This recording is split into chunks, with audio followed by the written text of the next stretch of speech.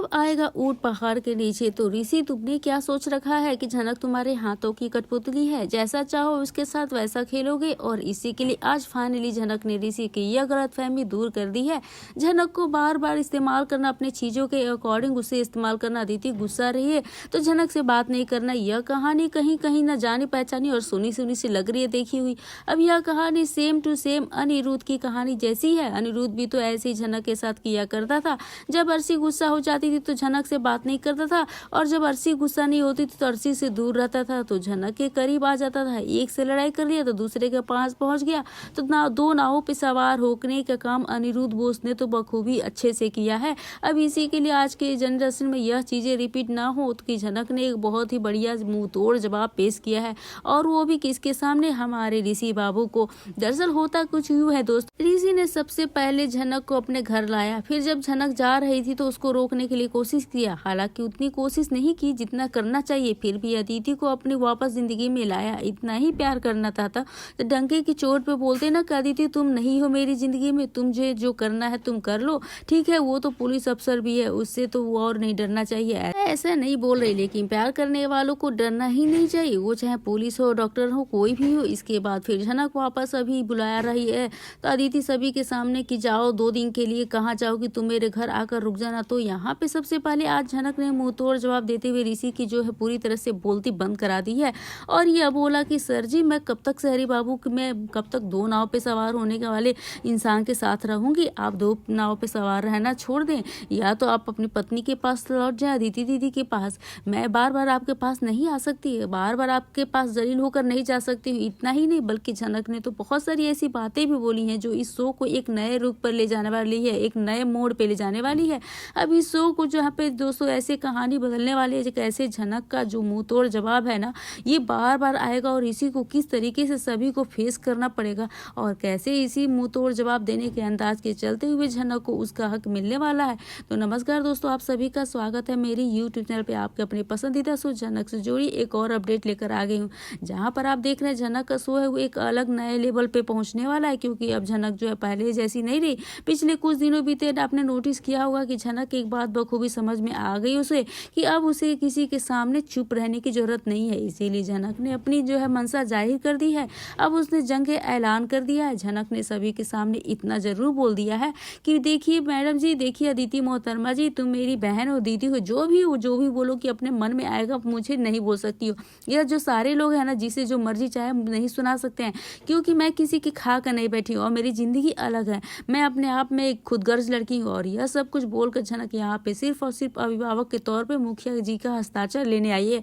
उसे गार्डियन की साइन चाहिए। इसके अलावा झनक को इस घर में आने का कोई शौक नहीं था, वो तो इस घर में आना ही नहीं चाहती थी, फिर भी इस घर में आई है क्योंकि उसका एडमिशन, उसके करियर का सवाल था। उसके पास लास्ट 1 घंटे थे जब यहाँ पे जो हमारे बाबू ना, ऋषि बाबू, उन्होंने फोन उठाया, लेकिन उसके बाद बोला कि मैं आती हूँ के साथ कल आऊंगा वगैरह। इसी के लिए यहाँ पे मजबूरन झनक को इस घर में आना पड़ा। अचानक इस घर में आई हो तो उसके बाद उसने हस्ताक्षर के लिए सभी को बोला, तो हस्ताक्षर के लिए कोई सामने नहीं आया, किसी ने साथ नहीं दिया। तो ऐसे में हस्ताक्षर आखिर करता कौन, क्योंकि उस समय मुखिया जी घर पर नहीं थे, क्योंकि वो पेंशन लेने गए थे। अब इसी के लिए उस मौके पर ऋषि आगे आता है। चलिए ऋषि कोई तो अच्छा काम करे। अब ऋषि कुछ तो अच्छा करता है, सभी के सामने जंगे चोट पे उसके गार्डियन की जिम्मेदारी लेता है। अब ऑन पेपर तो वो किया कम से कम, लेकिन अब शहर में रहकर झनक को पढ़ाई करने के लिए बहुत सारे मुश्किलों का सामना करना पड़ेगा। और यहाँ पे मुझे लगता है झनक को शहरी बाबू के सामने करते रहना पड़ेगा। दोनों की टक्कर होती रहेगी, उनका आमना सामना होता ही रहेगा। अब यह अदिति को बहुत ज्यादा कष्ट पहुंचाने वाला लम्हा बार बार आएगा जो उसके दिल को दुखाएगा। इसी के लिए अदिति को यह चीजें ना हो, इसके लिए अर्शी और हमारे अनिरुद्ध बाबू ने दोनों ही यहाँ का पहले से ही यहाँ पे जो है जिंदगी की, उसकी झनक की जिंदगी बर्बाद करने के लिए उसके लिए सुपारी दे रहे हैं। किसको? प्रिंसिपल को। और वो इस शहर में नहीं रहने चाहिए, उसका एडमिशन कैंसिल कर दीजिए वगैरह वगैरह। वाह अनिरुद्ध वाह, अपनी पूरी जिंदगी में कभी तो कोई अच्छा काम कर लेता। अब झनक के लिए तो नहीं कर पाया, अपनी बेटी के लिए तो कर लो, यह भी तो तुम्हारी बेटी है। नहीं पता अनिरुद्ध के किरदार को किस तरीके से मोड़ा जा रहा है। भाई इतना तो नहीं था यार वो पैर के केस में, लेकिन इतना ऐसा नहीं था। वो किसी बेटी के लिए ऐसा अनिरुद्ध के किरदार को पूरी तरीके से यहाँ पे अर्शी के जैसा बना दिया है। कभी उससे का एक मेन लीड हीरो हुआ करता था। अब यह बात सारे मेकर्स भूल गए। मेकर्स इस बात को पूरी तरीके से जो है निगलेक्ट कर रहे हैं, उसे पूरी तरीके से अर्शी जैसा बना दिया। जैसी अर्शी की सोच वैसी अनिरुद्ध की सोच हो रही है। अब इन्होंने ऐसा कुछ बना दिया, लेकिन लिटरली देखा जाए तो अनिरुद्ध और अर्शी दोनों में फ़र्क है, दोनों में ज़मीन आसमान का फ़र्क है। यह बात ये लोग दिखा ही नहीं रहे हैं। अर्शी के साथ रह रहा है अनिरुद्ध, इसीलिए संगति का असर हो ही जाता है। इसके ऊपर तो अनिरुद्ध भी वैसे भी बहुत सारे कर्मकांड करता है, यह लोग बताने की कोशिश कर रहे हैं। लेकिन देखा जाए तो अनिरुद्ध वैसा कर्मकांड नहीं करता था, बल्कि अनिरुद्ध एक नए लेवल पे जा रहा है। अनिरुद्ध एक नया जो है उसका चेहरा दिख रहा है, और अनिरुद्ध तो यही चाह रहा है कि किसी भी तरीके से वो अर्शी के जैसा ना बने। लेकिन यहाँ पे मजबूरी अपनी बेटी की एक तरफ है, अदिति है, तो दूसरी तरफ एक और बेटी है। दोनों बेटियों के बीच में संतुलन तो बनाना है, तो एक बेटी की जिंदगी को बर्बाद करना। और यार अनिरुद्ध कभी भी अपने गिरेबान में झाँक कर तो देखिए, अब यहाँ पे अनिरुद्ध का जो किरदार हो गया कहीं सृष्टि के रूप में तो नहीं हुआ है। अब जिसके जहाँ पे अनिरुद्ध किरदार लिखा है ना, पहले थोड़ा यहाँ पे क्लेरिफाई हो जाते हैं अपने माइंड में कि अपने इसके कैरेक्टर को कैसे जस्टिफाई कर रहे हैं, क्या दिखाना चाह रहे हैं अनिरुद्ध के बारे में, अनिरुद्ध क्या चाह रहा है। अनिरुद्ध का जो कैरेक्टर है उसे तुमने तो बहुत ही ज्यादा गंदा कर दिया है। आपसे उसको जो किरदार था उसकी तो धज्जियां उड़ा दी हैं, थोड़ा सा भी इंसानियत तो डाली उसके अंदर, जो वो पहले था, जो उसके में जो है ना अपने रिश्तों के प्रति थोड़ा सा तो लगाव था। अब कोई भी शो में, किसी भी शो में दो बेटियों का एक बेटी कितनी भी पराई नहीं हो सकती है। झनक कितना भी चाहे पराई नहीं थी, प्यार करता था नहीं तो अपने दिल के में जाकर पूछे।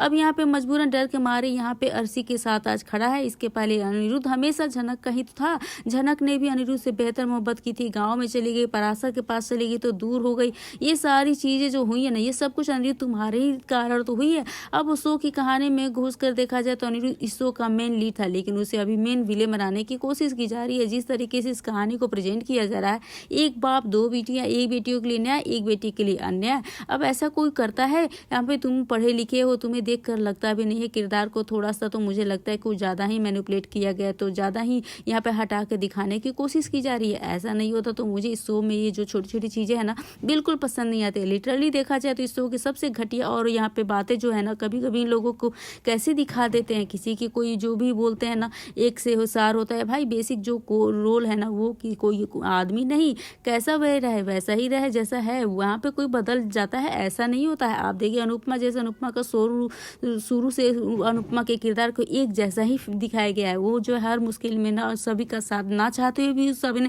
फैमिली का साथ देती है। अब सचिन जो इन्होंने आश्रम में सचिन जैसा था आज भी वैसा है, तो कभी कभी शो में कभी भी कोई भी चीज़ बदल जाती है। कोई हीरो है, कोई विलेन बन जाता है, कोई लीड फीमेल होता है, कोई विलेन फीमेल बन जाती है, फीमेल को लीड विलेन बना देता है। तो ये सारी चीज़ें यहाँ पे लगता है शो को फिक्स करने की जरूरत है।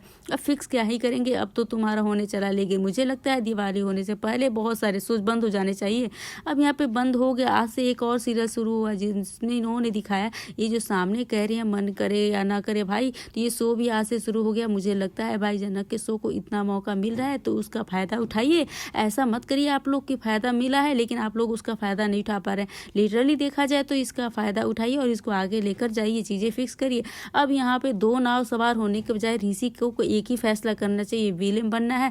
ये तो डंके चोट पे आदित्य को विलेन बनाओ और झनक और ऋषि को एक बनाओ, तभी यह कहानी और भी ज़्यादा अच्छी लगेगी, इंटरेस्टिंग लगेगी। तो दोस्तों यह थी आज आपके पसंदीदा शो झनक से जुड़ी एक और अपडेट। मैं उम्मीद करती हूँ आपको वीडियो अच्छी लगी हो। वीडियो अच्छी लगे तो वीडियो को बेशक लाइक करें, शेयर करें और हमारे चैनल को सब्सक्राइब करना ना भूलें। और आपकी कोई भी वीडियो को लेकर ओपिनियन है, प्रतिक्रिया, कोई भी सवाल है, कोई भी डाउट है, शिकायत है, तो कोई भी कन्फ्यूजन है तो हमें कमेंट करके जरूर से बताइएगा। मुझे आपके कमेंट का बेसब्री से इंतजार रहता है। झनक से जुड़े सारे अपडेट्स को यूं ही पाने के लिए हमारे चैनल को सब्सक्राइब कर लीजिए और हम मिलते हैं नए वीडियो के साथ, नए अपडेट के साथ। तब तक के लिए बने रहिए हमारे साथ। राधे राधे एवरीवन।